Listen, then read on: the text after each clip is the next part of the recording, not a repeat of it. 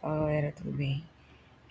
Agora a gente vai falar um pouco sobre estequiometria, parte 2, falando um pouco sobre reagente limitante, reagente em excesso e rendimento na reação. Já aprendeu que quando a gente tem uma reação, a gente primeiro faz o balanceamento. E quando a gente faz o balanceamento, a gente coloca os coeficientes estequiométricos. E esses coeficientes estequiométricos, eles vão nos indicar a quantidade de cada substância que vai ser usada nos reagentes, como também eu tenho como previsão quanto de produto, quanto de cada produto eu vou poder produzir, certo? Então, por exemplo, se eu tenho aqui essa relação estequiométrica, dessa reação, eu vou ter 2 mols de NaCl mais 1 mol de H2SO4. E sempre vai formar 1 mol de Na2SO4 e 2 mols de HCl. Se eu quiser aumentar ou mudar essa quantidade, eu vou sempre mudar na mesma relação estequiométrica. Então, por exemplo, se esse 2 aqui, em vez de eu usar 2, eu usar 4, ou seja, eu estou duplicando a quantidade de NaCl, eu também vou duplicar a quantidade de cada reagente e a produção de cada produto.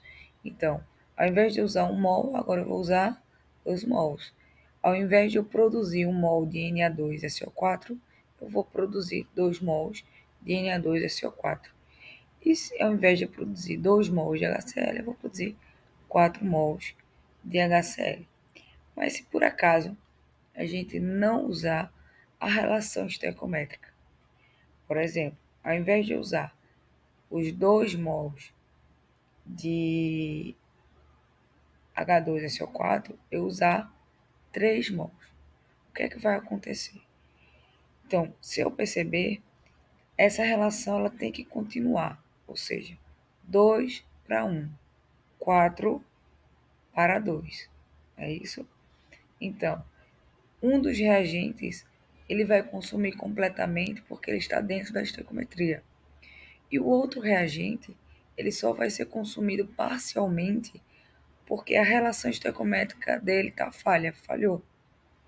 Então, ao invés de a gente usar os 3 mols completos, a gente só vai usar 2 mols dos 3 que a gente colocou na reação. Então, se eu colocar um outro exemplo aqui, eu tenho 2 mols para 1 mol. Então, se eu usar 3 mols, novamente, eu vou ter um excesso de reagente, nesse caso de 2 mols, porque 2 só pode ser usado no máximo 1 mol de H2SO4. Então, o restante ele vai ficar em excesso. Então, sempre eu vou ter um reagente que limita a quantidade que o outro vai ser consumido.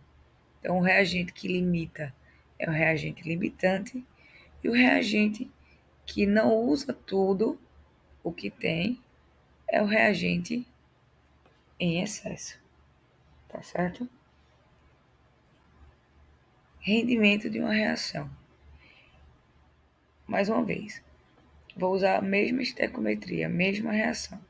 Então, imagine agora que eu usei 2 mols de NaCl certinho para 1 mol de H2SO4. Aqui está tudo certinho. Mas quando eu vou ver os produtos, eu percebo que o Na2SO4, ao invés de produzir 1 mol, ele só produziu meio mol, a metade do que ele poderia ter produzido. Tá? Então, se ele tivesse produzido o 1 mol, ele teria 100% de rendimento, porque era o máximo que ele poderia produzir. Mas ele só produziu meio mol. Então, se ele produziu meio mol, a gente vai ter apenas a metade, 50% de rendimento da reação. Eu posso fazer também de outra maneira. Eu posso simplesmente dividir a quantidade de que foi produzido, né, meio mol, dividido pela quantidade que deveria ter sido produzida, que é 1 mol, vezes 100, que dá 50%. Então, você pode usar tanto regra de 3 como aplicar a fórmula.